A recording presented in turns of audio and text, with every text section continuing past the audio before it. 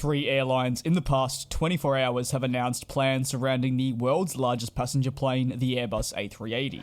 From Australia to London and back to Asia, stay tuned for all the latest on the aircraft and the future it has within the aviation industry. BBL 851, turn right heading 180.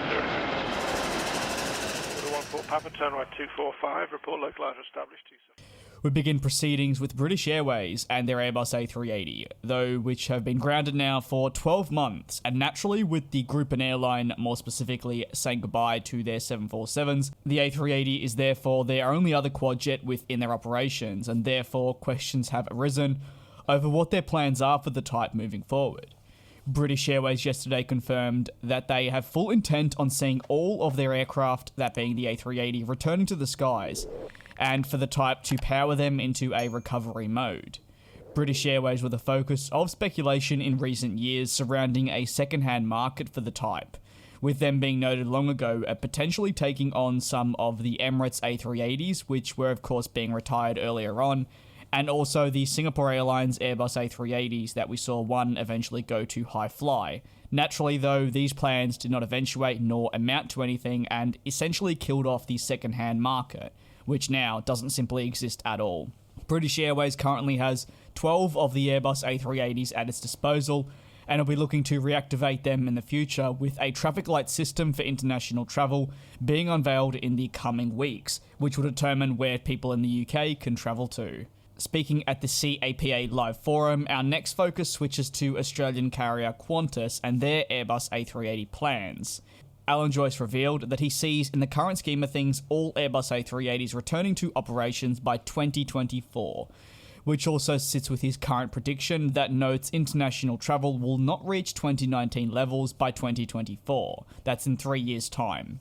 With the Airbus A380 returning in this year, according to planespotters.net, Fleet Matrix, and therefore calculations by myself, it would leave their oldest Airbus A380 at around 16 to 17 years of age, with the number touching the 13 to 14 year mark.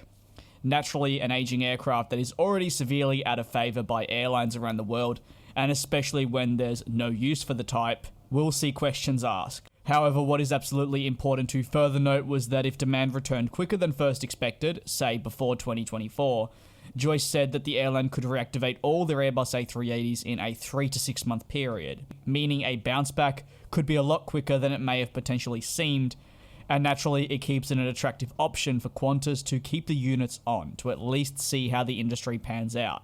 For now though, their plans surround the Boeing 787 and utilising that on services internationally when their borders do open. Theirs being Australia's borders opening up for international travel in and out of the country. They will simply be utilising the 787 on flights that were previously used by the A380 until they of course return.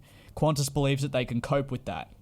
Finally, the conversation switches to China Southern, who are currently reviewing the future of their Airbus A380s, specifically 5 of the aircraft still within their operations, which due to the ongoing pandemic, which naturally has stuck around for a lot longer than some may have first anticipated, is going to see radical decisions needing to be made. At the very same event as where we received comments from Alan Joyce, the China Southern Vice President of International and Corporate Relations noted not only for themselves, but many airlines are also going to be thinking about what to do with the Airbus A380, which is true thanks to its mammoth size and which makes it relatively tricky for the airlines moving forward to make these said decisions.